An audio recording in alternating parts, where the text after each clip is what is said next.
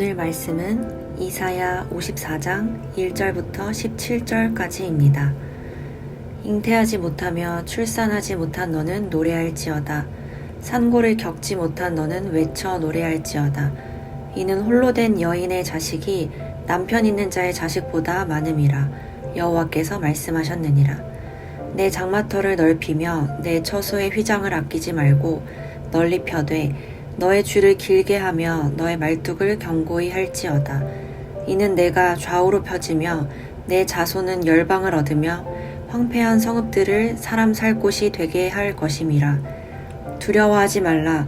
내가 수치를 당하지 아니하리라. 놀라지 말라. 내가 부끄러움을 보지 아니하리라.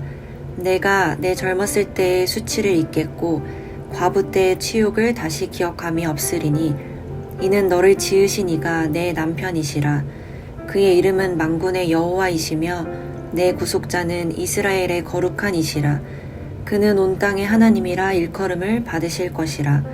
여호와께서 너를 부르시되 마치 버림을 받아 마음에 근심하는 아내 곧 어릴 때의 아내가 되었다가 버림을 받은 자에게 함과 같이 하실 것임이라. 내 하나님께서 말씀하셨느니라. 내가 잠시 너를 버렸으나 큰 긍휼로 너를 모을 것이요 내가 넘치는 진노로 내 얼굴을 내게서 잠시 가렸으나 영원한 자비로 너를 긍휼히 여기리라. 내 구속자 여호와께서 말씀하셨느니라.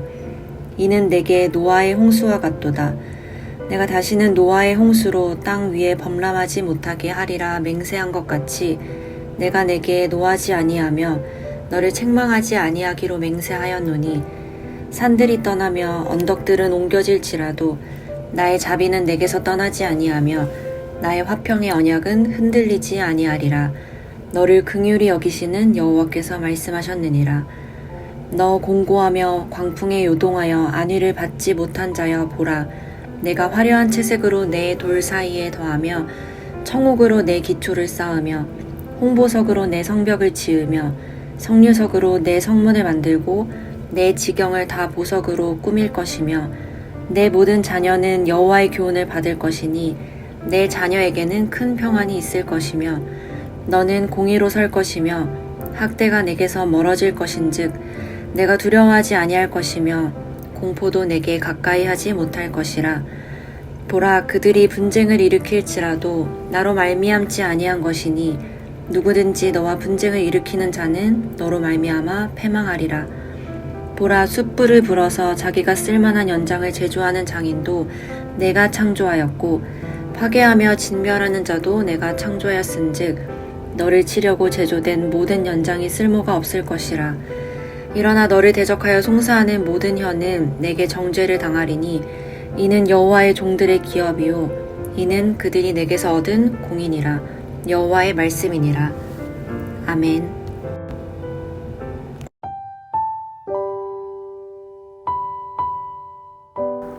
찬양이라는 것은 뭘까요? 요즘에는 찬양의 의미가 많이 변질된 것 같습니다. 찬양의 본래 의미는 칭찬하다라는 의미로 하나님께서 행하신 일들을 높이는 데 있습니다. 그래서 하나님은 우리의 어떠함에 따라 조건적으로 찬양을 받으셔야 할 뿐이 아닙니다. 나의 형편과 상황에 따라 하나님을 찬양할 수 없는 이유는 무엇일까요? 우리는 그 이유를 세 가지로 보고자 합니다. 우리가 하나님을 찬양해야 할 첫 번째 이유는 우리의 수치를 씻어주시며 회복시켜 주시기 때문입니다. 하나님께서는 본문 1절에 이렇게 말씀하십니다. 잉태하지 못하며 출산하지 못한 너는 노래할지어다. 상고를 겪지 못한 너는 외쳐 노래할지어다. 그런데 좀 이상합니다.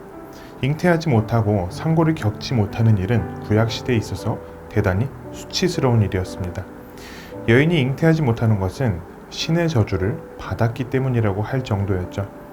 근데 왜 잉태하지 못하는 여인, 곧 이스라엘에게 왜 노래를 하라고 하실까요?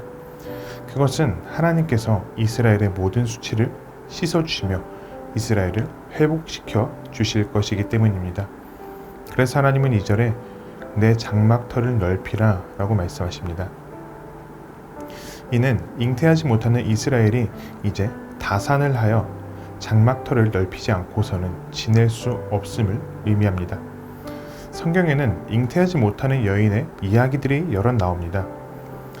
아브라함의 아내인 사라부터 신약에서 요한의 부모인 사가랴와 엘리사벳까지 여럿 등장합니다. 그런데 자식이 없음으로 인해 수치를 당하고 괴로워했던 여인 중 결국 하나님께서 주신 자녀로 인해 하나님을 찬양하게 된 여인, 바로 사무엘의 어머니인 한나를 우리는 생각하게 됩니다. 한나는 자녀가 없었습니다. 그녀는 브닛나에 의해서 괴로움받았고 그 모든 일들은 그녀에게 수치였습니다. 그러나 하나님께서는 한나의 기도를 들으시고 자녀를 주심으로써 그녀의 수치를 씻어 주십니다. 그리고 한나는 하나님을 찬양하죠. 이처럼 하나님께서는 이스라엘의 모든 수치를 씻어 주시고 이스라엘을 회복시키심으로써 그들이 하나님을 찬양하게 하실 것입니다. 그들이 찬양할 하나님은 만군의 여호와이시며 이스라엘의 거룩하신 분이십니다. 우리가 하나님을 찬양해야 할 두 번째 이유는 하나님께서 우리를 긍휼히 여기시며 우리를 영원히 사랑해 주시기 때문입니다. 하나님께서는 이스라엘의 현 상황이 버림받은 아내와 같다고 하시지만 다시 긍휼히 여길 것을 말씀하십니다. 그래서 이렇게 말씀하시는데요. 7절 말씀에 내가 잠시 너를 버렸으나 큰 긍휼로 너를 모을 것이요. 이어서 8절입니다. 내가 넘치는 진노로 내 얼굴을 내게서 잠시 가렸으나 영원한 자비로 너를 긍휼히 여기리라. 내 구속자 여호와께서 말씀하셨느니라. 하나님께서 그들을 향한 분노를 그들을 잠시 버렸으나 다시 긍휼을 베푸실 것입니다. 그들에게 진노하여 잠시 얼굴을 가리셨으나 영원한 자비로 긍휼히 여기실 것입니다. 이 말씀에서 여러분들은 하나님의 사랑이 보이시나요? 이스라엘을 향한 하나님의 분노와 진노는 잠시입니다. 그러나 그들을 향한 긍휼과 자비는 영원합니다.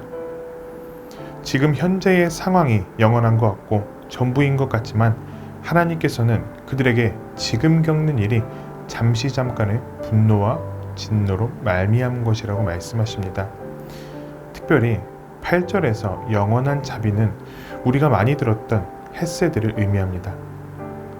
그들을 향한 사랑, 하나님의 사랑. 이 사랑은 그들이 다른 우상들에게서 경험해보지 못했던 말로 다할 수 없는 사랑입니다. 오직 하나님만이 주실 수 있는 헤세드입니다. 하나님께서는 그들을 향한 이 말씀을 확증하시기 위해 노아의 홍수를 언급하시며 홍수 이후에 심판하지 않겠다고 약속하신 것처럼 그들을 책망하지 않으신다고 말씀하십니다. 하나님의 자비하심과 화평의 언약은 흔들리지 않으실 것이라 말씀하십니다. 이 화평의 언약은 자기 백성과 화평을 이루시고 평화를 보호하시겠다는 하나님의 약속의 표현입니다. 늘 그래왔듯이 이스라엘은 하나님께 신실하지 못하지만 하나님은 당신의 신실하심으로 그 말씀을 이루시어 자기 백성을 향한 사랑을 표현하실 것입니다. 이스라엘을 긍휼히 여기시는 하나님께서 우리 또한 긍휼히 여기시며 우리에게 한없는 자비와 사랑을 베풀어 주시니 우리는 하나님을 찬양해야 마땅합니다. 세 번째로 우리가 하나님을 찬양해야 할 이유는 하나님께서 우리를 돌보시기 때문입니다. 11절 전까지는 회복되는 아내에 대해 초점이 있었다면 11절부터는 회복되는 성, 재건되는 성에 대해서 얘기합니다. 그러나 초점은 동일합니다. 그리고 하나님의 돌보심은 다음과 같이 나타납니다. 하나님은 무너진 성을 다시 재건시키실 것입니다. 이 성은 아름다울 것이며 하나님의 공의로 인해서 성 안에는 모든 불의와 분쟁이 사라지게 될 것입니다. 그 이유는 모든 것을 지으신 창조주 하나님께서 이스라엘 백성을 위하실 것이기 때문입니다. 또한 이 공의의 하나님께서 자기 백성들을 돌보아 주시기 때문입니다.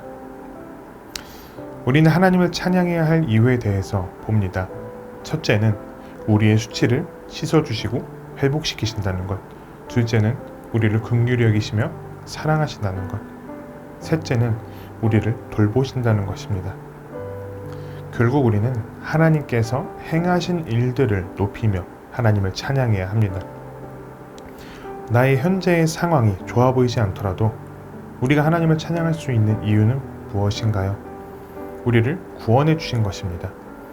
우리의 모든 죄와 수치를 씻어주시고 자녀 삼아 주신 것, 긍휼히 여기시고 우리를 사랑하여 주신 것입니다.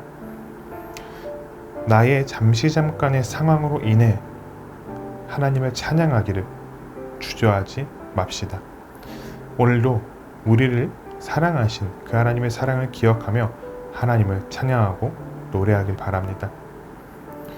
또한 우리를 사랑하시어 그 사랑을 나타내 보이시기 위해 아들을 주신 하나님의 사랑을 높입시다.